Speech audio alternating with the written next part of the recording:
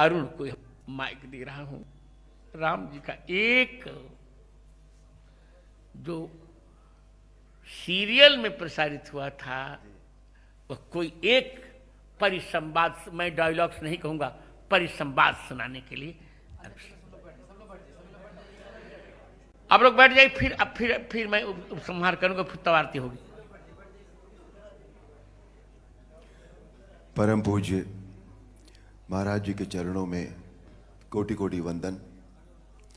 आप सभी बहनों भाइयों, आप सबके चरणों में नमन। आज मेरी बरसों की इच्छा पूरी हुई है, महाराज जी के दर्शन करके, उनका आशीर्वाद प्राप्त करके। जिस स्नेह के साथ उन्होंने मुझे अपने गले लगाया और उसमें जो भाव था, जो मुझे महसूस हुआ, वो या तो मां लगाती थी या महाराज जी ने लगाया है।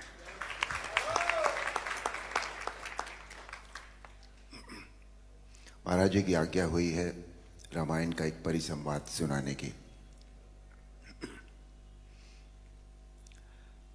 एक प्रसंग है जो हमारी रामायण थी उसमें कि रावण जब पहली बार भगवान राम के सामने युद्ध क्षेत्र में आते हैं तो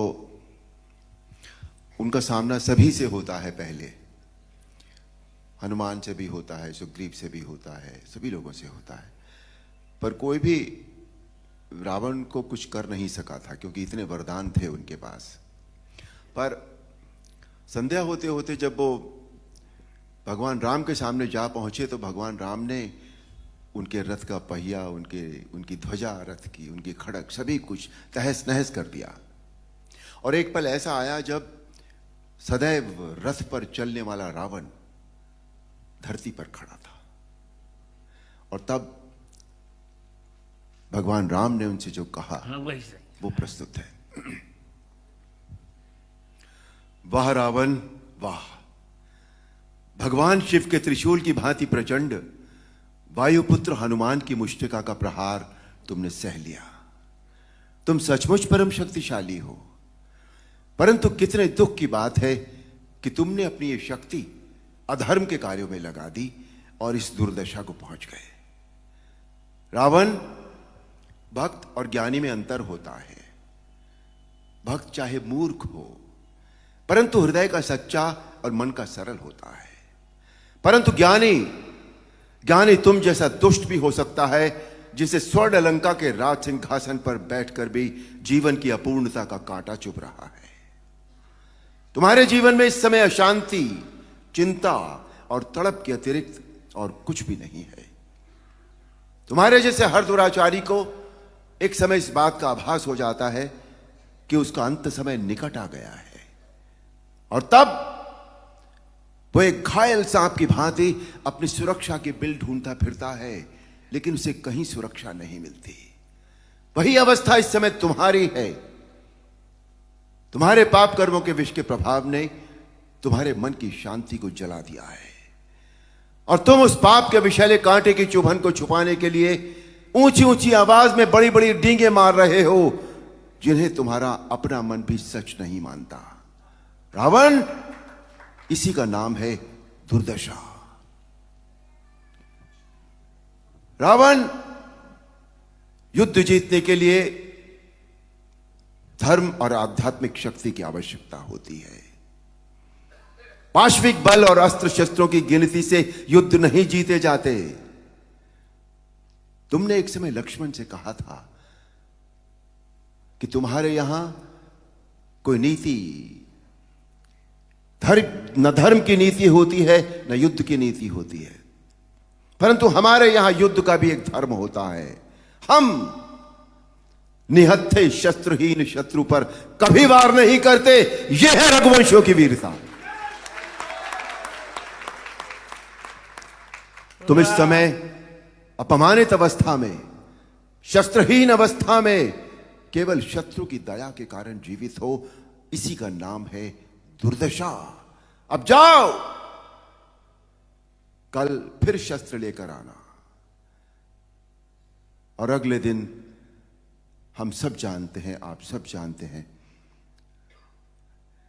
अन्याय पर न्याय की जीत हुई, अधर्म पर धर्म की जीत हुई, अनीति पर नीति की जीत हुई और असत्य पर सत्य की जीत हुई। बोल सियापति रामचंद्र की जय। अरुण, महाराज जी,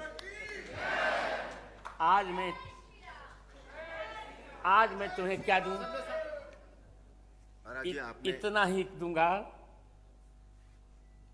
तुमने बंद आंखों से मैंने राम जी को देखा है, और तुम मेरे छोटे भाई हो, तुम जान के बोल रहा हूं, आप नहीं बोल रहा हूं।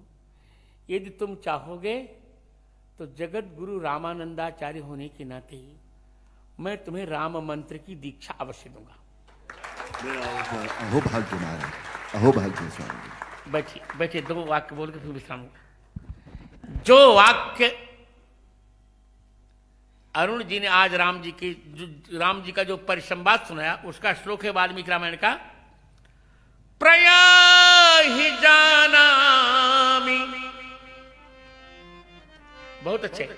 प्रयाहि जानामि रणार्दितस्तुम,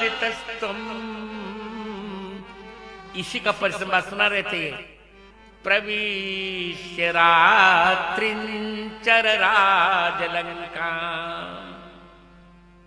आश्वस्य निर्याहि रथी च धन्वी, तदा बलम प्रेक्ष्यसि मे रथस्थः।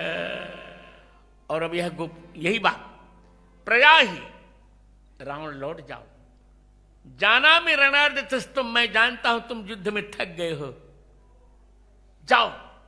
प्रविश्य, हे रात्रिंचर राक्षस राज, लंका में प्रवेश करके आश्वस्त, थोड़ा विश्राम करके, रथ लेकर धनुष लेकर फिर युद्ध में आओ, और फिर मेरा बल रणांगण में देख लेना। मुझे यह कहने में बहुत हर्ष हो रहा है कि यह परिसंवाद मैंने ही रामानंद सागर को लिखवाया था।